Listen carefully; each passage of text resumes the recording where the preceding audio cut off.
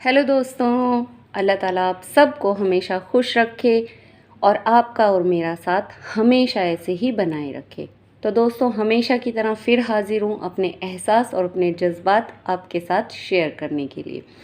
दोस्तों, आज ना मैंने जिस फीलिंग को महसूस करके लिखा है वो फीलिंग ऐसी है कि मोस्टली हम सबके साथ ऐसा होता है कि हम जैसे होते हैं ना, लोग हमें वैसा नहीं समझते। वो अपने मन मुताबिक, अपनी सोच के मुताबिक आपको वैसा वैसा समझने लगते हैं। और फिर जब आप उनकी उस सोच पे खरा नहीं उतरते, मतलब जैसा वो आपको सोचते हैं आप वैसे नहीं होते, तो फिर वो आपसे किनारा करने लग जाते हैं। तो मुझे कई बार ये लगता है कि यार, इसमें हमारा तो कोई फॉल्ट नहीं है ना, आपने खुद ही हमको जैसा सोच लिया, जैसा महसूस कर लिया, लेकिन हम वैसे हैं ही नहीं, तो उसमें हमारा कसूर क्या है। तो दोस्तों, इस फीलिंग को महसूस करके लिखा है। आप सुनिएगा और फिर कमेंट्स में बताइएगा कि क्या आपके साथ भी ऐसा होता है या आप भी ऐसा कुछ महसूस कर चुके हो। तो कुछ भी हो, अपनी फीलिंग्स बताना कि आपको सुनकर कैसा लगा। ठीक है दोस्तों, तो चलिए सुनते हैं।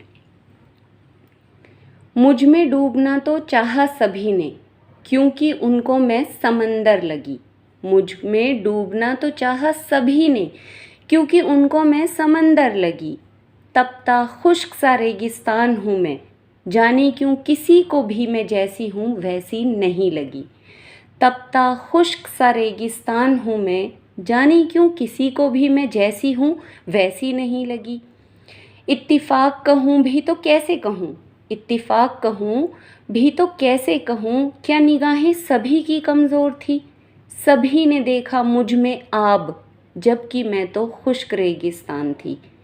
सभी ने देखा मुझ में आब, जबकि मैं तो खुश्क रेगिस्तान थी। आब पानी को बोलते हैं। हर कोई समंदर समझ कर, हर कोई समंदर समझ साहिल पर ठहरता रहा। हर कोई मुझे समंदर समझ साहिल पर ठहरता रहा। हकीकत था रेगिस्तान मेरी, जाने क्यों उसे नकारता रहा। जबकि हकीकत था रेगिस्तान मेरी, जाने क्यों उसे नकारता रहा। गलत फहमियों का ये दौर था मेरा मेरे दोस्तों, गलत फहमियों का ये वो दौर था मेरा मेरे दोस्तों, या यूँ कहूँ गफलत का ये दौर था। हकीकत को मेरी हर कोई नकारता ही रहा, या यूँ कहूँ कि गफलत का दौर था, मेरी हकीकत को हर कोई नकारता ही रहा। मैं तो हमेशा से खुश्क रेगिस्तान थी, न जाने कोई मुझे क्यों गहरा समंदर और समंदर ही मानता रहा। मैं तो हमेशा से खुश्क रेगिस्तान थी, न जाने क्यों हर कोई मुझे गहरा समंदर और बहुत गहरा समंदर मानता रहा। सभी को आस भी थी खुद के लबों को मेरे आब से भिगोने की। सभी को आस भी थी खुद के लबों को मेरे आब से भिगोने की।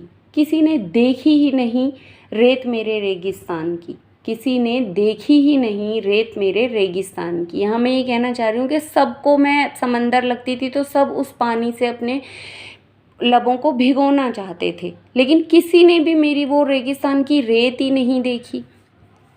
तो इस लाइन को दोबारा सुनिएगा। सभी को आस थी मेरे आब से खुद के लबों को भिगोने की, किसी ने भी नहीं देखी वो रेत मेरे रेगिस्तान की। हर कोई मायूस हो जाता बिन आब पिए ही चला जाता। हर कोई मायूस हो जाता और बिन आब पिए ही चला जाता। कसूर मेरा रहा या उनकी ही नज़रों का दोस्तों, कसूर इसमें मेरा रहा या उनकी ही नज़रों का दोस्तों। हमेशा मेरे जहन में ये सवाल बाकी रहा। कसूर मेरा रहा या उनकी ही नज़रों का था, हमेशा ये सवाल मेरे जहन में बाकी रह गया। मैं तो हमेशा से खुश्क रेगिस्तान थी, जाने क्यों सभी को मैं समंदर लगी। मैं तो हमेशा से खुश्क रेगिस्तान थी, जाने क्यों सभी को मैं समंदर लगी। तो दोस्तों, ये मेरे थॉट्स, मेरी फीलिंग्स थी, एक एहसास था कि सबको मैं ऐसी क्यों नहीं लगती हूँ जैसी मैं हूँ। अब अपने हिसाब से आप किसी को कुछ भी सोच लो और फिर भाई वो इंसान तो वैसा नहीं है, फिर उससे मतलब आप किनारा कर लो।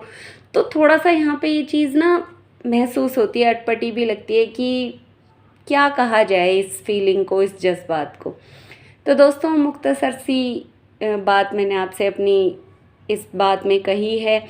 आप कमेंट्स में बताना कि आपको सुनकर कैसी लगी, या आप मेरी बात से सहमत हो या नहीं हो। और आप सबका दिल से बहुत सारा शुक्रिया, बहुत बहुत ही सारा शुक्रिया मुझे सुनने के लिए, और अपने कमेंट्स के ज़रिए आप मेरा हौसला भी बढ़ाते हो, तो इसके लिए भी बहुत सारा शुक्रिया। तो चलिए दोस्तों, मिलती हूँ एक नई वीडियो में एक नए टॉपिक के साथ। तब तक के लिए बाय।